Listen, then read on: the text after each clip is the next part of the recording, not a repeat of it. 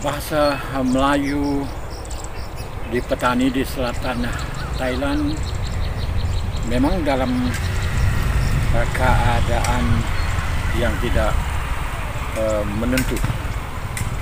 Dari segi semangat kita lihat kebangkitan anak muda,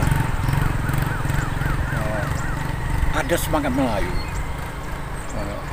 ada budaya Melayu dari segi pakaian Melayu, ada dari segi seni, tapi dari segi bahasa mereka lemah. Hamba ada cerita untuk dipersembahkan. Assalamualaikum dan salam bahagia saudara dan saudari yang beriman sekalian. Dalam 5 minit kali ini saya akan membawa Anda melihat bagaimana orang petani lemah dalam bahasa Melayu. Dan apabila saya sebut bahasa Melayu di sini, saya tidak bermaksud bahasa Melayu persuratan, bahasa Melayu baku, karena orang petani sejak dahulu kala lagi bukan hebat dalam menggunakan bahasa Melayu persuratan atau bahasa Melayu baku seperti dengan yang terdapat di Indonesia pada waktu ini, dan seperti juga terdapat di Malaysia, di Brunei, di Singapura. Tetapi yang saya maksudkan adalah mereka berkebolehan dalam menggunakan bahasa Melayu logat petani, bahasa Melayu dialek petani. Dalam bahasa Melayu logat petani, sebenarnya orang petani purata masih boleh bercakap dengan baik jika mereka merupakan penduduk di kampung-kampung, di pekan, di bandar-bandar kecil.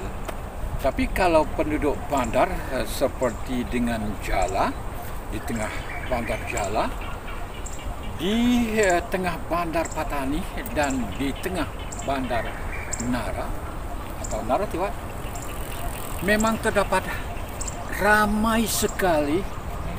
Ini bukan orang tua tapi orang muda, generasi muda, yang juga tidak petah menggunakan bahasa Melayu logat petani. Mereka terpengaruh dengan bahasa Thai. Jadi dari segi bahasa Melayu baku memang ada masalah besar. Malah seperti saya sebut tadi, dari segi bahasa Melayu Patani, bahasa dialek, bahasa logat ini pun ada masalah karena ramai sekali anak muda pada waktu ini tidak boleh bercakap dalam bahasa Melayu logat petani dengan betul. Dan ini kita dapat lihat dengan jelas pada waktu ini, bukan dalam masyarakat, tapi kita lihat dalam Facebook, dalam live yang mereka lakukan. Anda boleh melihat dalam live beberapa kumpulan tidak berapa ramai yang boleh bercakap dalam bahasa Melayu logat petani dengan betul. Dan ramai di kalangan mereka pula apabila berada dalam forum, tak kira sekarang di Facebook atau YouTube atau di forum lain, mereka akan menggunakan bahasa Thai. Saya seperti saya selalu beritahu, saya tidak menentang bahasa Thai, tidak menentang bahasa Inggris, tidak menentang bahasa Cina dan bahasa apa saja, tapi pasti menggunakan tepat pada tempat, tak jadi masalah. Saya sendiri kalau bercakap pada khalayak yang memang berbahasa Thai, saya tidak bercakap Melayu, saya cakap bahasa Thai. Di Bangkok ini sudah tentu setiap hari saya bercakap bahasa Thai, karena orang di keliling saya tidak ada seorang pun setiap hari, tidak ada seorang pun orang yang bercakap Melayu. Istri saya bercakap Arab, dan orang yang sekitar saya di sini adalah orang Thai. kita bercakap dalam bahasa Melayu untuk khalayak Melayu, bercakap bahasa Thai untuk khalayak Thai. Terima kasih menonton.